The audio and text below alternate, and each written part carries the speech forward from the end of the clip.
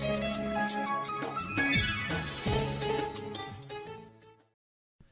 एक सिस्टर गवाही देगा, अपना जीवन में खुदा दिए सो बदलावट के लिए गवाही देगा। के लिए मैं परमेश्वर का तारीफ और धन्यवाद करती हूँ। मैं एक मसीही परिवार में जन्म लेने के लिए परमेश्वर ने मुझे मदद किया।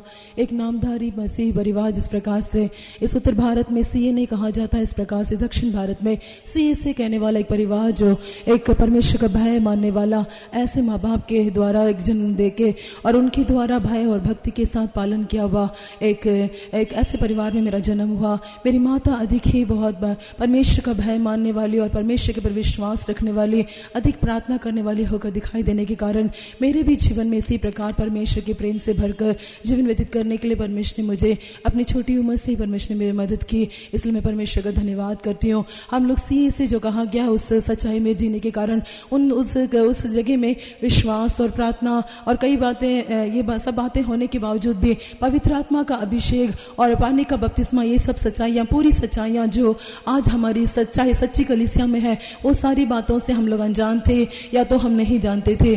पर उस प्रकार के जीवन व्यतीत करते समय ही मैं बचपन से ही मैं बार बार बहुत कमजोर और बीमार होया करती थी।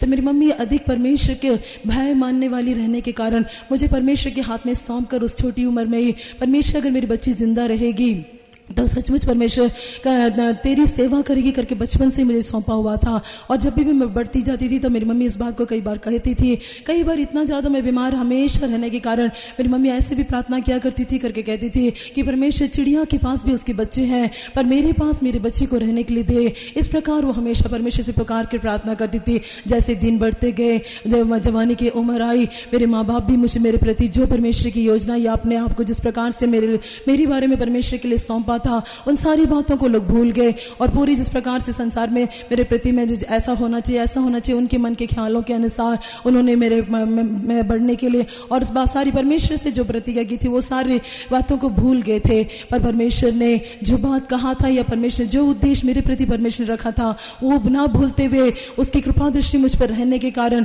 परमेश्वर ने मुझे ठीक समय में अपने लिए मुझे चुनने के लिए मुझे पकड़ा। अचानक एक दिन ऐसा हुआ मेरे टीनेज के समय में, अचानक एक दिन घर से मैं बाहर सुबेरे रात को लेट कर सुबेरे उठी तो उठ के मेरी मंजी से काट बाहर निकली तो नीचे पैर रख के चली तो एक कदम रखा, दूसरे कदम में रख नहीं सकी, नीचे गिर गई और मेरे बाएं घुटने में अचानक सा सूजन सा आ गया था। कहीं मैं गिरी नहीं, कुछ नहीं हुआ, वो सूजन सिर्फ सूजन था। वो सूजन में कुछ दर्द वगैरह नहीं था। उसके बाद में उसमें से एक छोटा सा फुंसी निकला और उस फुंसे में से पानी निकलता रहता था। उसके बाद में वो पैर को मैं ना मोड़ सकती थी ना ही वो मैं पूरी तरीके से लंबा कर सकती थी। इस प्रकार रहते रहते अचानक एक दिन मैं जब बिस्तर से नीचे, जैसे मैंने कहा कि मैं उतर के चलने के लिए एक सुबह उतरी तो एक कदम रखा, दूसरे कदम नहीं रख सकी। उस दिन मैं गिर गई। गिरने के बाद में उस दिन के बाद में मैं चल नहीं सके। मैं मेरे माता पिता की एकलौती बेटी थी, इसलिए मेरे माँ बाप मेरे को बहुत प्यार करते थे और परमेश्वर की दया से सब कुछ रहने के कारण किसी भी रीति से मेरे लिए सब कुछ खर्च करने के लिए तैयार थे। और जो भी कुछ सबसे पहले तो उन्होंने ये सोचा सरकारी अस्पतालों में ले जाने से ये ठीक से देखभाल नहीं करेंगे या तो ठीक से इलाज नहीं होगा, इसलिए हम प्राइवेट अस्पताल में दिखाएंगे। तो प्राइवेट अस्पताल में थोड़े दिन तक दिखाते रहे और वहां पे वो लोग भी क्या बीमारी है करके डायग्नोज भी नहीं कर सके। इस प्रकार के हालत में बहुत दिन बीतने के बाद कई लोगों ने ये सलाह दिया कि प्राइवेट वाले तो सिर्फ पैसा खाते हैं, इसलिए सरकारी अस्पताल में दिखाओ। और ऐसे एक अच्छे अस्पताल में जो सरकारी है, जो क्योंकि मेरे पिताजी एक सरकारी नौकरी करने वाले होने के कारण एक अच्छे सरकारी नौकरी में सरकारी अस्पताल में मुझे ले जाके दिखाया तो मुझे दाखिल कर दिया गया। जब दाखिल कर दिया गया तो मेरे पैर में सबसे पहले तो उन्होंने प्लास्टरिंग किया। प्लास्टर करने के बाद वो 6 महीने तक करके मुझे बिस्तर में रखा गया और उसके बाद में वो 6 महीने के होने के बाद भी जब मेरा प्लास्टर को काटा गया तो उसके बाद भी मेरा पैर सीधा, जब मेरे को डाल के रखा था वो भी उस नसें ऐसे खींची थी, वो दर्दों का मैं वर्णन नहीं कर सकती। इस प्रकार से पीड़ाओं के बीच में से गुजरी। जब उसे काटने के बाद में भी मेरे पैर को रॉड अंदर से नहीं डाला था, फिर भी 1.5 इंच मेरे पैर में में बांध कर नीचे लटका के, वो भी 6 महीने तक इस प्रकार लटका रहा। पर उसके बाद में भी, उसको खोलने के बाद भी फिर भी मेरे पैर को कोई भी ठीक नहीं। और जब उस वार्ड में जो नर्स दवाई लेके आती थी, दूर से मुझे पता चल जाता था मेरा उसमें से कौन सा दवाई है। सुबह भी खाली पेट में मुझे 11 गोलियां खानी पड़ती थी और 11 गोलियों को मैं खा के उग गई थी और उसे मैं खाना नहीं चाहती थी, किसी प्रकार से मैं फेंक देना चाहती थी। इस प्रकार से मेरा जीवन था। और उस समय में भी परमेश्वर, और उस हालत में भी मैं रहते समय भी मेरा एक शरीर, पैर में सिर्फ तकलीफ ना होने के बावजूद भी मैं बहुत मरने तक पहुंच गई थी, इतना अधिक कि मैं जिएगी नहीं, ऐसा एक हालत आ गया था उस समय। फिर भी डॉक्टरों से जब मेरे माता पिता ने पूछा कि क्या है, बीमारी क्या है करके पूछने से कोई भी डायग्नोज नहीं कर सकता था। आखिर में उन्होंने अपने अंदर चर्चा की कि हम उस घुटने में थोड़ा सा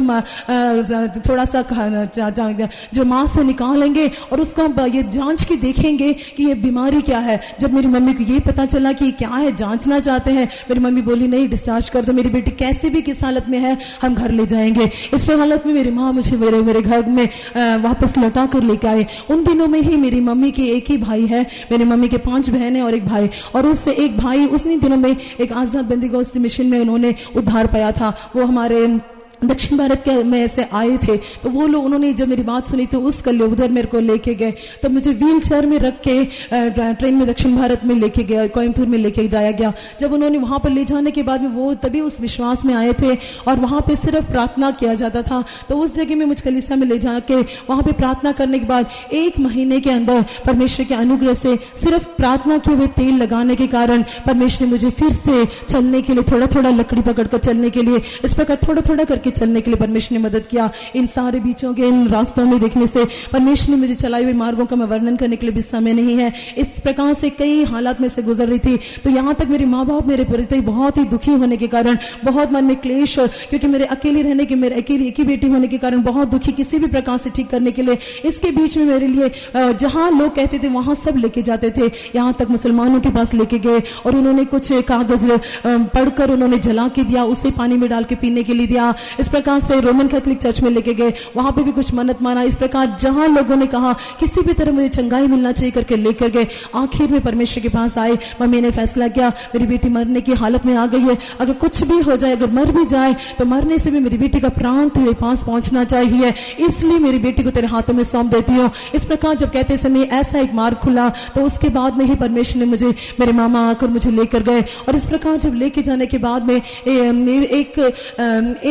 एक महीने के अंदर ही सिर्फ तेल लगाने के कारण, और वो फुंसी, और वो जब डॉक्टर्स क्लीन करते थे उसमें से रोज पस निकलता ही जाता था, जितना निकलेगा पर घुटना कभी भी सूजन कम नहीं होता था। वो सारी दर्दों को अभी मैं वर्णन करने से बहुत लंबा हो जाएगा, पर परमेश्वर ने उन सारी पीड़ाओं से ऐसे गुजरते समय में परमेश्वर ने मुझे 1 महीने में परमेश्वर की दुआ के हुए तेल लगाने के कारण परमेश्वर ने पूरी तरीके से चंगाई दिया। सिर्फ थोड़ा थोड़ा करके परमेश्वर थोड़ा लंबा लकड़ी पकड़ के चलने लगे, उसके बाद ऐसे थोड़ा हाथ छोड़ के चलने लगे। इस प्रकार परमेश्वर ने मुझे पूरी तरीके से चलने के लिए मदद किया। उन दिनों के दौरान मेरे जीवन में परमेश्वर ये सवाल उठता था, क्योंकि मैं एक माँ बाप के लिए बोझ जैसा समस्या बन गई थी, इसलिए मेरे मन में मुझे जीने की कोई ख्वाहिश नहीं रह गई थी। इसलिए मेरे मन में ये था कि मुझे किसी तरह मरना है। जब मैं उस चर्च की ओर जाती थी तो चर्च की ओर जाते समय में रास्ते में एक पेड़ था जिसमें पीले पीले फूल लगते हैं, शायद आप लोग सब कुछ लोग जानते होंगे। उसमें हरा रंग का एक बीज का एक उसमें फल लगता है। कहते थे कि मेरी माँ ने कभी कभी कहा है उसको खाने से लोग मर जाते हैं, तो किसी प्रकार में से तोड़ के खा लेना चाहती थी। फिर भी मैं हाथ नहीं पहुंचता, या कोई देख लेगा या कोई मैं किसी से मांगने से भी तोड़ के नहीं देगा। इस हालत में मेरे मन में मेरे जीने के लिए कोई भी ऐसे एक इच्छा न रहने वाले ऐसे समय में परमेश्वर यीशु मसीह को तो जानती थी, फिर भी मुझे मक्तिदा था करके मैंने परमेश्वर को व्यक्तिगत रीति से अपने जीवन में अनुभव नहीं किया था, मैंने माना नहीं था। तो मेरे दिल में परमेश्वर से मैं प्रार्थना बातें करती थी। उस रोड में जब चलती थी तो परमेश्वर से बोलती थी मुझे जीना नहीं है, मैं अगर जीती हूँ तो किस लिए जीती हूँ, मेरा जीने का क्या मकसद है, और मैं चलना है तो क्या है। ऐसे कई प्रकार के सवाल परमेश्वर से मैं पूछती थी। जब मैं चलती थी उस समय में जिस प्रकार मैं सवाल पूछती थी, परमेश्वर मेरे साथ बात करने लगा। जब परमेश्वर मेरे से बात करने लगा, एक एक बात का मुझे जवाब दिया, मुझे क्यों जीना है, मुझे क्यों चलना है, मुझे क्यों करना है। इस प्रकार जब करते हुए परमेश्वर में चंगाई भी दी। चंगाई देने के बाद में परमेश्वर ने उस महिमा में सेवा के लिए तुरंत मुझे बुलाया। उस समय मुझे कुछ नहीं मालूम था सेवा क्या होता है या कुछ नहीं, पर परमेश्वर ने उन दिनों में जब सेवा के लिए उस कलीसिया में 4 मिशनरी लोग आए थे, तो उन लोग चारों के द्वारा परमेश्वर ने बुलाया कि उन चारों लोग अचानक बहुत हैरान हो गए। आखिर में जब मैं प्रार्थना के लिए गई तो कहते हैं आपको परमेश्वर ने सेवा के लिए बुलाया है।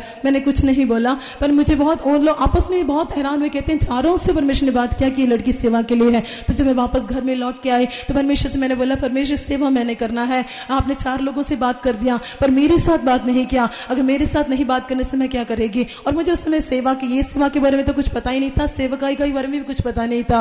तो परमेश्वर को फिर भी मैंने उसी रात परमेश्वर मुझे एक दर्शन दिखाया। वो दर्शन मेरे जीवन काल का पूरा शुरू से लेकर अंत तक का था। तो वो दर्शन अगर किसी से कई लोगों को बताने से भी उसका कोई भी मतलब बता नहीं पाता था। फिर बहुत दिनों के बाद परमेश्वर मुझसे बोला, ये दर्शन तुझे किसी को बताने की जरूरत नहीं, समय के अनुसार मैं तुझे बताऊंगा कहां तक तेरा जीवन पूरा हुआ, कहां तक तेरी जिंदगी कहां तक पहुंचा है और आगे कैसे चलेगा। तो उसके बाद में उस दर्शन का मैं वर्णन नहीं करना चाहती, उसके बाद मैंने किसी से भी किया नहीं। इस प्रकार परमेश्वर ने मुझे इस प्रकार पूरी तरीके से कम से कम 2 साल इस प्रकार मैंने अपने पैर के ना चलने की हालत में रहने के बाद परमेश्वर ने मुझे अपने अनुग्रह से, अपने तेल, उस दुआ के तेल से परमेश्वर ने मुझे चंगाई दिया। इसी हालत में रहते समय जब मैं ठीक होने के बाद में, उसके बाद में भी मेरी गवाही को मैं छोटा करना चाहती हूँ बीच में से काट कर। और परमेश्वर इस प्रकार रहते समय उसी के दौरान मेरे पिताजी का देहांत हो गया। जब देहांत हो गया तो हम लोग दिल्ली में रहने वाले थे।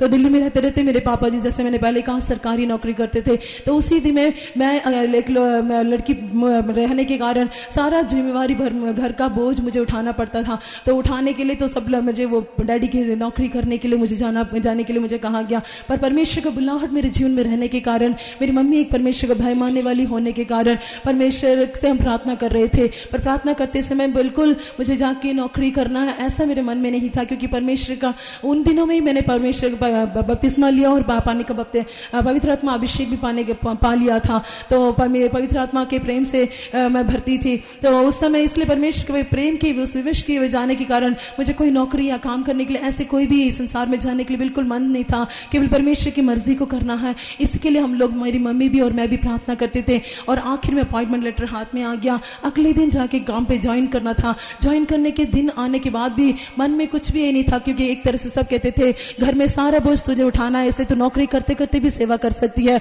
इस प्रकार कहने के कारण भी मन में हम लोगों नहीं था। पर आखिरी क्षण में परमेश्वर ने बात किया, मैं ही तेरा हिस्सा और तेरा भाग हूं करके। इस तरीके से परमेश्वर ने मुझे अपनी सेवा के लिए अलग किया। सेवा में आने के बाद भी एक बात सिर्फ कह के मैं खत्म करना चाहती हूँ कि उसके बाद भी, सेवा में आने के बाद भी मुझे एक बार एक दुर्घटना, एक्सीडेंट होने के कारण मुझे मेरे कमर में चोट लग गया। और वो साधारण ही चोट लगा था, अंदर से चोट था, गुप्त चोट था। तो मुझे कितना गहरा चोट है करके मुझे नहीं मालूम, मेरी रीढ़ की हड्डी में ज्यादा चोट लग गया था। और वो उस समय मुझे चोट का या रेस्ट का मुझे नहीं मालूम, कारण मैं जो काम नहीं करना चाहिए वो काम भी उन दिनों में मैं करती रही।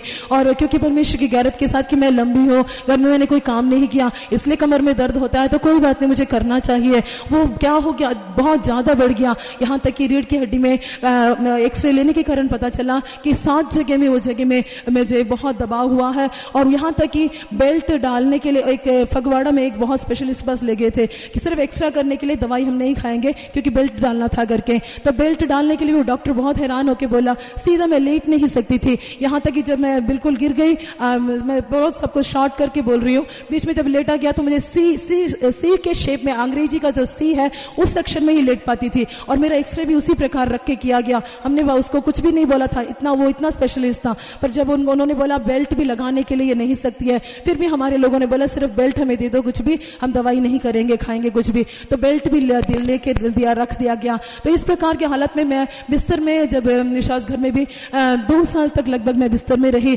और यहाँ तक कि जो लोग विश्वास में थे, वो लोग आके जब मुझे देखने के लिए आते थे, बड़े पास लोग भी दुआ करने के लिए आते थे, कई लोग मुझे विश्वास के वचनों को बोलकर मुझे हिम्मत दिलाते थे। दिन बीते बीते मेरे हालत अधिक गंभीर होते के जाने के कारण उन लोगों के मुंह से जब वो लोग मिलने आते थे, मैं उनके मुंह से विश्वास के शब्दों को सुनने के लिए आस करती थी। पर उनके मुंह से भी विश्वास के शब्द नहीं आते थे, क्योंकि मेरी हालत गंभीर स्थिति इस प्रकार से थी कि मैं बिल्कुल बेडरिडन हो गई थी। दोबारा उठने के लिए, चलने के लिए हो नहीं सकता करके इस हालत में पहुंच गई थी। उस हालत में पहुंचने के बाद, ये सब घटना होने से पहले परमेश्वर ने मुझे कम से कम 10-15 वचनों के साथ परमेश्वर ने मेरे साथ बात किया होगा। पर परमेश्वर के वचन, बात किए हुए सारे वचनों को रख के मेरे हमेशा प्रार्थना करने का एक मुझे आदत तो था, पर इनके सारी समझ नहीं थी। तो परमेश्वर ने कहा था, जहां कुछ भी नहीं है वहां से मैं तुझे वहां से उत्पन्न करने वाला परमेश्वर हूं। ऐसे बहुत सारे वचन परमेश्वर ने दिए, पर वो सारे वचनों को मैं बोल के प्रार्थना करती रहती थी, बिस्तर की हालत में भी इस प्रकार से। पर परमेश्वर ने एक बार इस प्रकार से एक दर्शन दिया। जब दर्शन में एक डॉक्टर है और एक परमेश्वर का सेवक है, वो मुझे देखने के लिए आ रहे हैं। उस देखने के आते हैं तो वो मुझको फिर उस दिन मुझे उठाकर ऐसे बैठाते हैं। उस दिन से मेरे को थोड़ा थोड़ा चंगाई मिलने लगा परमेश्वर के अनुग्रह से। जो बिल्कुल मैं उठ नहीं सकती या चल नहीं सकती, या ये रीढ़ की हड्डी में जो चोट लगता है, जो वो दोबारा खड़े नहीं हो सकते, इस हालत में, इस परिस्थिति में रहने के बाद भी मेरा जीवित परमेश्वर मेरे प्रति जो उद्देश्य रखा था, परमेश्वर ने उस उद्देश्य को पूरा करने के लिए फिर से मुझे परमेश्वर ने विश्वास योग्य होकर खड़ा किया। आज मैं तुम्हारे सामने खड़ी हूँ और चल फिर रही हूँ। जैसे मैंने कहा परमेश्वर से, जिस दिन मैंने शुरू में परमेश्वर सवाल किया था, मुझे चलना है तो किस लिए चलना है और क्यों जीना है, परमेश्वर ने जो मुझे बताया था मुझे क्यों जीना है, मुझे किस लिए चलना है, यीशु के लिए मुझे चलना है, उसकी सेवा करना है, उसी के लिए परमेश्वर ने इस प्रकार से शैतान मेरे जीवन में कई प्रार्थनाएं लेकर आने के बावजूद भी परमेश्वर ने फिर से खड़ा किया। आज आपके सामने जो मैं खड़ी हूँ, परमेश्वर के अनुग्रह से खड़ी हूँ। और दूसरा सबसे बड़ी बात, मैं एक छोटी सी बात कह के खत्म करना चाहती हूँ। ये तो मेरी शरीर की चंगाई है और कितनी ही बातें, पर परमेश्वर इसके अलावा मेरे प्राण की छुड़ौती के लिए परमेश्वर ने की हुई बड़ी बातों, वो बातें बहुत अधिक है। उसके लिए मैं परमेश्वर का अधिक धन्यवाद करती हूँ। विशेष करके सच्चाई में, पर हम लोग इस सच्चाई को नहीं जानते थे, तो मेरी मम्मी को, खास करके मेरी मम्मी को बहुत भूख था कि परमेश्वर सच्ची कलीसिया क्या है और सच्चाई क्या है हमें जानने दे। इस प्रकार बहुत उन दिनों में से परमेश्वर मम्मी से मेरे बातें करता था। वो अनुभव मेरी माँ के पास था। इसलिए मम्मी के इस बात, हम लोग जब दिल्ली में थे तो वसंत कुंज की कलीसिया जब बन रही थी, उस समय हमें कुछ भी नहीं मालूम था, सफेद कपड़े पहनने वाले कुछ भी नहीं, पर शुरू से हमारी मम्मी का भूख ये था कि हाँ, सच्ची कलीसिया क्या है, सच्चाई क्या है, जानना है। परमेश्वर ने प्रकट करके दिया और दर्शन में दिखाया, ये कलीसिया ही परमेश्वर के आगमन में उठा लिया जाएगा। और इस कलीसिया में जो है वो लोग कवारे लोग हैं और वो लोग परमेश्वर के ज्ञान से परिपूर्ण है। अचानक सा सिंहासन रखा गया और परमेश्वर आ गया, और अचानक जो लोग एकदम रूपांतर होके, एकदम फूट कर एकदम रूपांतर होके, उसका वर्णन नहीं कर सकते, इस प्रकार उड़ रहे हैं। इस प्रकार से परमेश्वर सच्चाई में आने के लिए, मेरी गवाही को छोटा करते हुए, इस प्रकार से सच्चाई में आने के लिए परमेश्वर ने मदद किया। आज दिन तक इस सच्चाई में चलने के लिए परमेश्वर मदद कर रहा है। और इस सच्चाई ही सच्चाई है। और इस सच्चाई में कि मैं आने के बाद ना केवल मेरे शरीर में छुटकारा, ना मेरे प्राण की छुटकारा, विशेष करके मैं कह सकती हूँ मैं बहुत ही गुस्से वाली थी हमारे आत्मिक जीवन में, मेरे स्वभाव में। आज जो मैं हूँ, मैं कह सकती हूँ परमेश्वर के अनुग्रह से पूरी तरीके से मेरे जीवन में कितने ही स्वभाव में परमेश्वर मुझे तब्दीली दिया है। विशेष करके मेरा गुस्सा इतना ज्यादा था कि मैं कुछ बोल देने से, घर में सामानों को, एक लड़की होने के बावजूद भी कहां से मेरा सामान कहां से कहां उड़ जाता था, और वापस दोबारा मेरी माँ को देख के आ जाएंगी करके डर के वापस भी पहुंच जाता था। इस प्रकार से फिर भी मेरे अंदर इतना क्रोध था, और इस प्रकार से कई बातें, और झूठ बोलना भी घर में तो कभी ऐसा नहीं था। फिर जैसे मेरे जीवन बढ़ती गई तो ना चाहते हुए भी मेरे अंदर आ जाता। पर परमेश्वर की सच्चाई को जानने के बाद एक एक बात परमेश्वर प्रकट करके देखे, हर एक बात में अनुग्रह से, हर एक बात में उन सारी बातों में फतह पाने के लिए मदद किया। इसलिए मैं ना केवल यीशु मसीह चंगाई देने वाला है, ना केवल वो उद्धार देने वाला है, हमारे स्वभावों को बदलकर वो अपने समान बदलने वाला है करके। और यही सच्चा तालीम और यही सच्चा उपदेश है, यही सच्चाई है, और यही कलीसिया परमेश्वर के आगमन में उठा लिया जाएगा करके परमेश्वर ने प्रकट करके दिया, और उसी के अनुसार परमेश्वर हमें सच्चाई में लेकर आया, आज दिन तक खड़ा किया है। आने वाले दिन में भी परमेश्वर हमें सच्चाई के साथ विश्वास के साथ चलने के लिए और इसे हमें अंत तक बने रहे कि परमेश्वर का हमें दिखाई देने के लिए परमेश्वर मदद करने के लिए प्रार्थना मांगती हूँ।